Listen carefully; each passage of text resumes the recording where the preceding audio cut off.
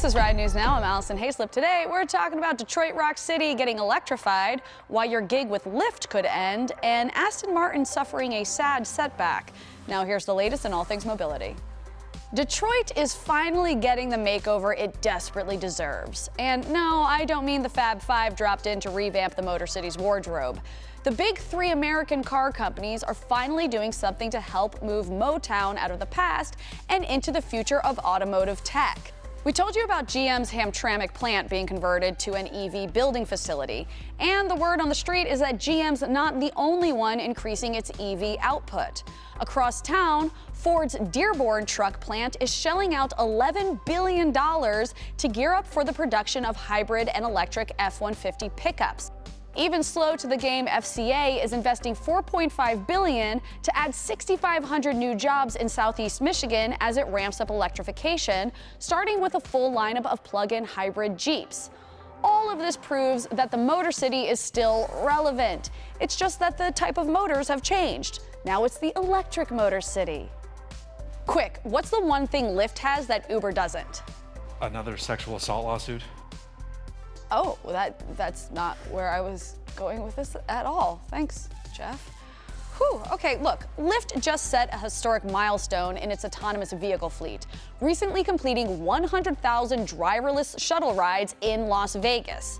Lyft has been trying to figure out how to save money for quite some time and has decided the best way to do it is to cut drivers out of the equation.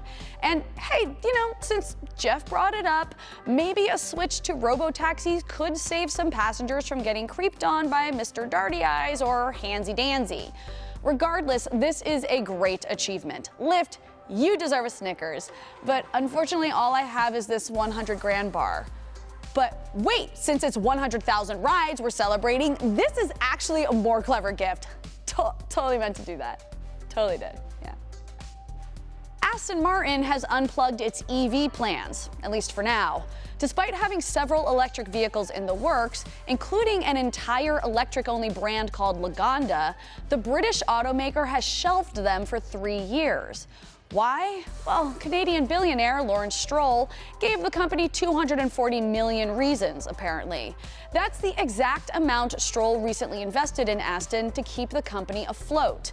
In case you haven't heard of him, Stroll made his fortune in the fashion industry, and in his spare time, he's part owner of a Formula One racing team. Because, hey, who isn't, Aston Martin will now refocus on building ultra-expensive luxury rides like the Valkyrie supercar, which costs about $3 million. But hey, the Valkyrie is a hybrid and it happens to have more than 1,000 horsepower, so, there's a silver lining. If you enjoyed this video, please like and subscribe. For more tech news, join us over at ride.tech and be sure to follow RideTechNews on your social platform of choice.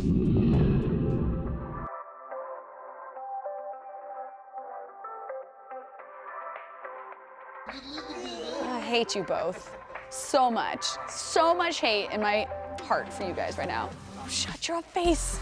You shut your face, Josh. Yeah? Yeah. Would you guys still be my friends if I talked like that? I know, Josh was like, there's nothing that would make me your friend now.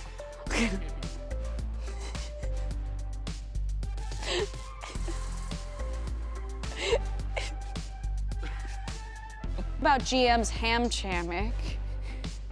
Hamtramck?